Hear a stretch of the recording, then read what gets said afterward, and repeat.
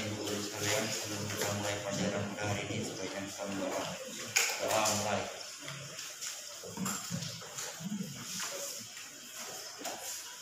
Doa saja. Ada yang tahu apa itu anadofatu minal iman? Anadofatu minal iman. Bersiap dari iman. Nah, kan kita sudah tahu apa yang dinamakan anadofatu minal iman, yaitu artinya dosa ada sebagian dari iman. Nah, coba kalian cek sekarang masih ada sampah atau tidak? Kalau masih ada, tolong dibuang dulu ke sampah ya. Ini sampah. Ini tahu kan?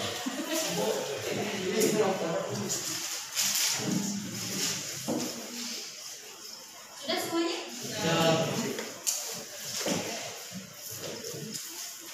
Sebelum kita mulai pada hari ini, Ibu absen terlebih dahulu. Siapa yang tidak masuk hari ini? Saya kamu Kenapa tidak masuk? sakit ada yang sakit ada yang apa? Nah, kompetensi dasar dari materi yang akan Ibu jelaskan pada hari ini yaitu mengenai mengidentifikasi unsur kebahasaan surat lamaran pekerjaan dan menyusun surat lamaran pekerjaan sesuai dengan memperhatikan isi sistematika unsur kebahasaan surat lamaran pekerjaan. Dan dari tujuan pembelajaran ini, kalian dapat menyebutkan unsur kebahasaan surat lamaran pekerjaan dan membuat surat lamaran pekerjaan sesuai dengan unsur kebahasaan surat lamaran pekerjaan.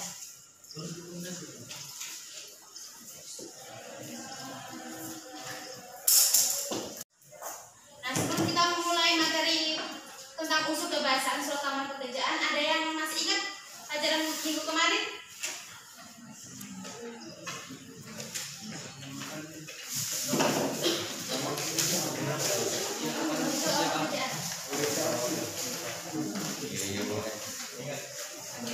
Apa yang dinamakan surat lamaran pekerjaan?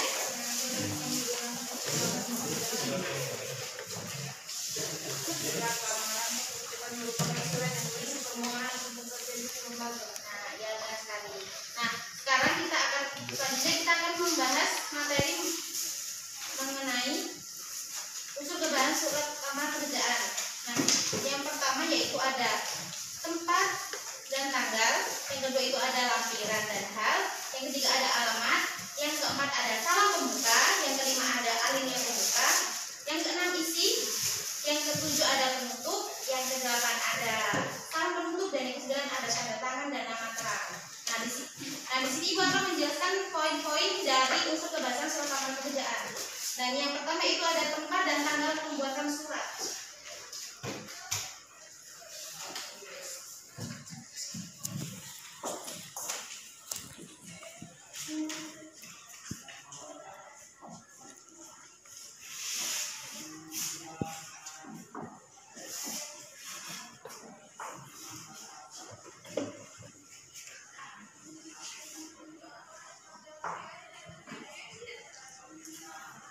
Untuk tempat dan tanggal pembuatan surat, yaitu diletakkan pada pojok kanan atas di sini. Nah, untuk penulisannya harus sesuai dengan PUEB, yaitu Pedoman Umum Ejaan Bahasa Indonesia. Jadi di awal kata harus menggunakan huruf kapital. Nah, diikuti dengan tanda koma, terus tanggal pembuatan surat. Nah, untuk bulan masih tetap sama dengan yang paling tadi. Di awal kata harus menggunakan huruf kapital.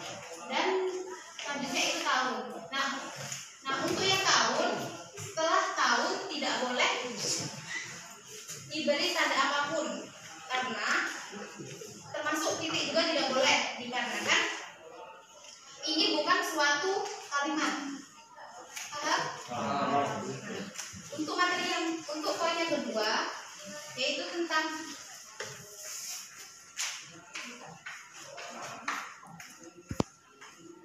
hal dan perihal.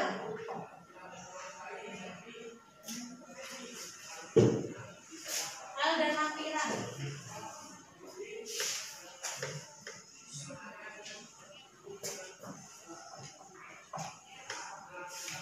Nah, karena di sini kita akan membahas surat lamaran pekerjaan, maka penulisan hal ini harus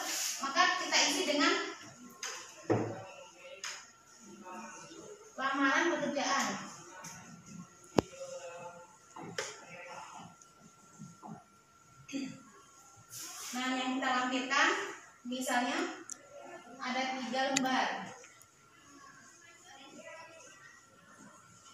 Nah, apa sih hal dalam piranti ini? Hal dalam piranti ini biasanya dikatakan dengan judul surat. Jadi penulisannya yang namanya judul surat, maka di setiap kata harus menggunakan huruf kapital. Misalnya ini. Nah, ini harus menggunakan huruf kapital. Nah, untuk yang ketiga yaitu mengenai alamat.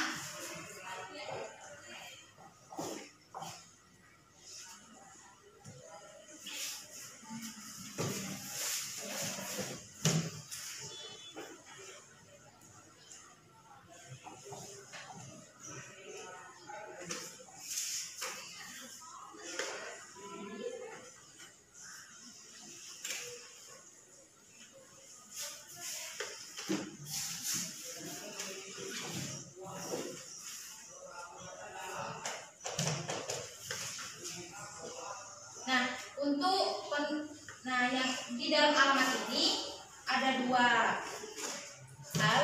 Yang pertama yaitu pihak yang dituju, yaitu yang ini. Yang kedua yaitu alamat tempat kita melamar pekerjaan. Nah, kenapa di penulisan yang terhormat ini tidak perlu menggunakan kata kepada? Dikarenakan ketika kita menulis kata kepada di sini kepada yang terhormat, jika kita tulis kata yang terhormat, maka akan terjadi pemborosan kata atau pemubaziran kata. Jadi cukup kita menuliskan yang terhormatnya saja. Nah, kenapa di yang terhormat ini menggunakan tanda titik? Dikarenakan yang terhormat tadi disingkat. Paham? Nah, apa boleh jalan ini kita singkat?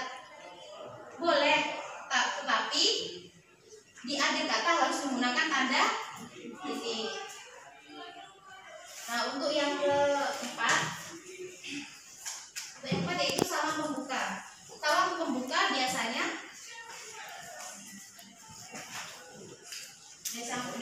menggunakan dengan hormat. Nah, untuk tulisan dengan hormat cukup huruf besarnya yang di awal kalimat saja. Nah, yang untuk huruf H cukup huruf kecil dan diikuti dengan tanda koma. Nah, setelah itu alinea pembuka. Alinea pembuka biasanya berisi tentang sumber informasi dari mana kita mendapatkan lowongan pekerjaan tersebut. Misalnya kita mendapatkan surat lamaran pekerjaan tersebut dari Sumsel Pos. Maka di setiap awal kata harus menggunakan huruf kapital. Paham? Nah, selanjutnya yaitu isi. Isi biasanya berisi tentang identitas orang yang melamar pekerjaan. Nah, yang diisi ini biasanya yang paling banyak orang salah cara penulisannya. Biasanya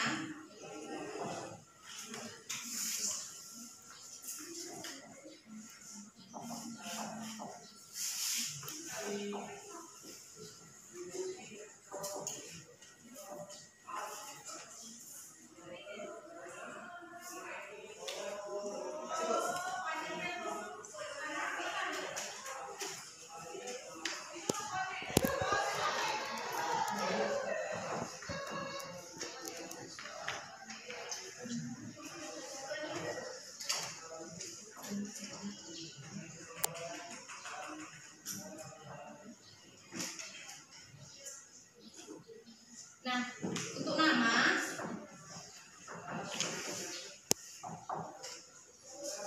untuk penulisan nama awal ini harus menggunakan huruf kecil, tidak boleh menggunakan huruf besar. Dikarenakan apa? Dikarenakan di sini terdapat tanda titik 2. Nah, kata tanda titik 2 ini adalah kata karena ini masih termasuk satu kalimat. Jadi tanda titik 2 ini masih berhubungan dengan kalimat yang di bawahnya. Nah, terus kenapa yang di sini setelah nama titik 2 ini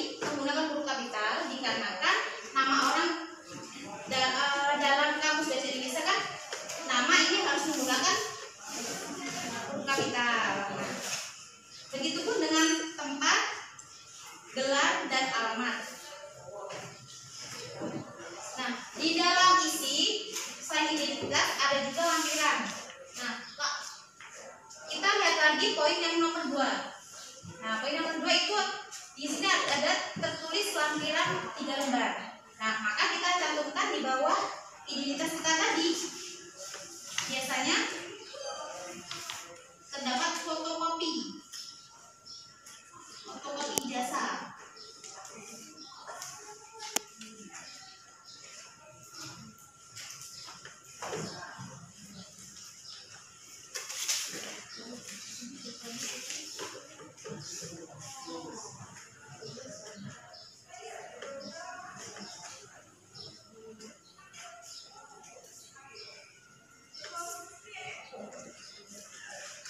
Nah, yang kita lampirkan di dalam lembar tadi, nah kita tulis di sini. Nah, setelah itu penutup. Nah, penutup itu biasanya berisikan keantusiasan pelamar pada instansi yang dituju. Nah, yang kedalamnya itu salam penutup. Salam penutup biasanya berisi permohonan seseorang tersebut untuk menerima pekerjaan yang diajukan dan ucapan terima kasih. Nah, untuk yang terakhir yaitu yang ke-9, tanda tangan dan nama terang. Tanda tangan dan nama terang ini di hormat saya. Biasanya kan tulisannya hormat saya ya. Hormat saya, tanda koma. Nah, jadi tulisannya ini masih masuk lagi di halaman. Nah, sama dengan poin yang keempat yaitu dengan hormat. Jadi tulisannya sama, di awal kalimat menggunakan huruf kapital dan selanjutnya huruf kecil dan disertai dengan tanda koma. Nah, kita cantumkan nama lengkap kita. Misalnya, nah di sini tanda tangan orang yang mengirim pekerjaan. Nah, ada yang belum paham bisa ditanyakan.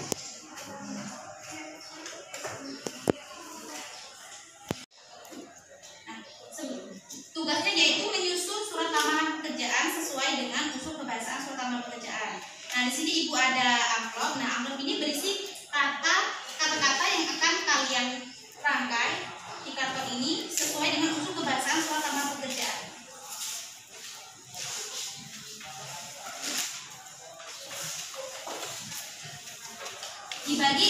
Kelompoknya dibagi menjadi 2 ya. Jadi kalian masing-masing.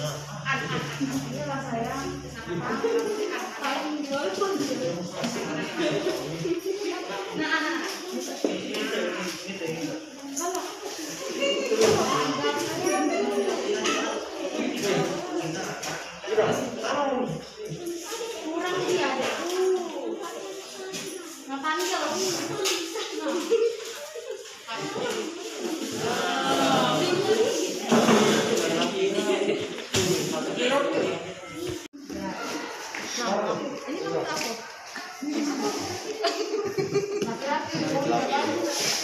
Bisa aja di kantor ini. Nah, salah. Karena itu ini. Kami harus ke Tujuh sini. Aduh,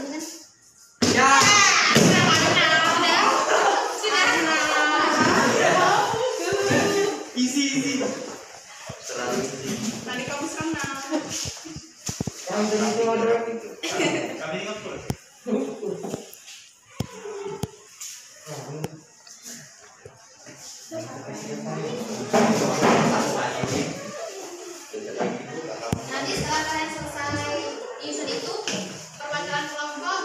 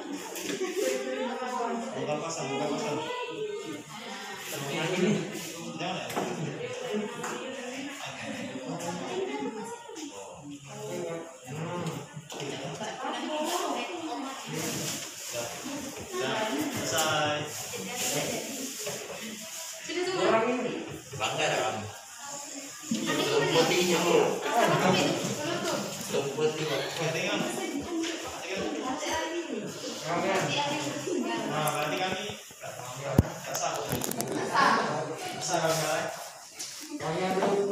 Nah, perwakilan kelompok untuk mempresentasikan satu surat lamaran pekerjaan. Untuk yang nomor 1 yang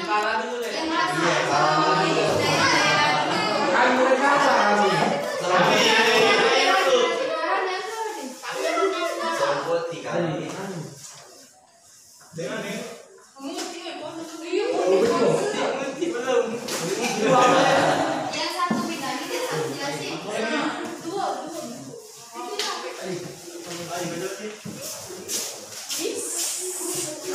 dan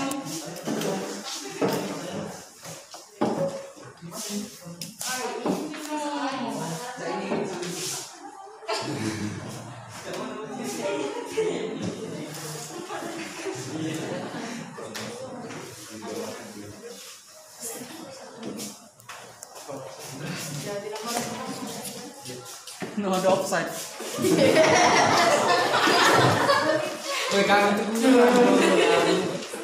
Di nomor yang pertama terdapat tempat dan tanggal. Yang kedua lampiran dan halaman. Yang ketiga yang salam alamat. Yang keempat salam pembuka. Yang kelima alinea pembuka. Yang keenam isi. Ketujuh penutup, 8 salam penutup. Yang terakhir 9 tanda tangan dan nama terang. Terima kasih.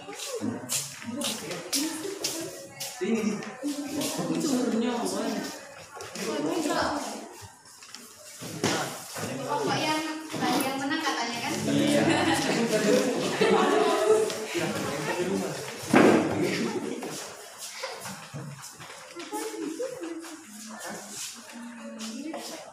Di tempat yang pertama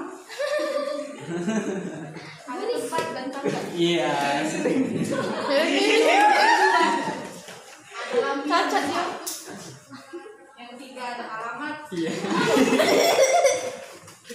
Dekat kan. Keempat salam pembuka. Yang kelima alinea pembuka. Isi salam penutup dan tanda tangan dan nama terang. Terima kasih.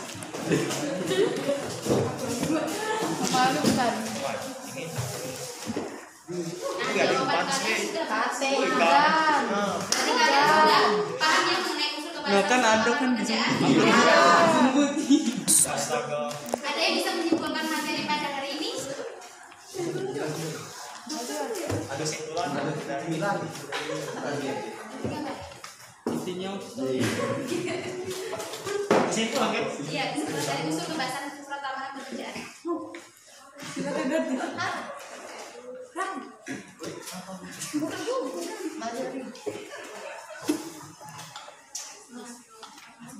Siapa namanya?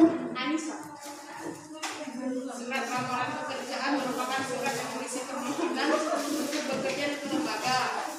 Unsur-unsur kebahasaan dari surat lamaran sendiri yaitu 1. Tempat dan tanggal, 2. Lampiran dan hal, 3. Alamat, 4. Salam pembuka, 5. alinea pembuka, 6. Isi, 7. Penutup, 8. Salam penutup, 9. Tanda tangan dan nama terang.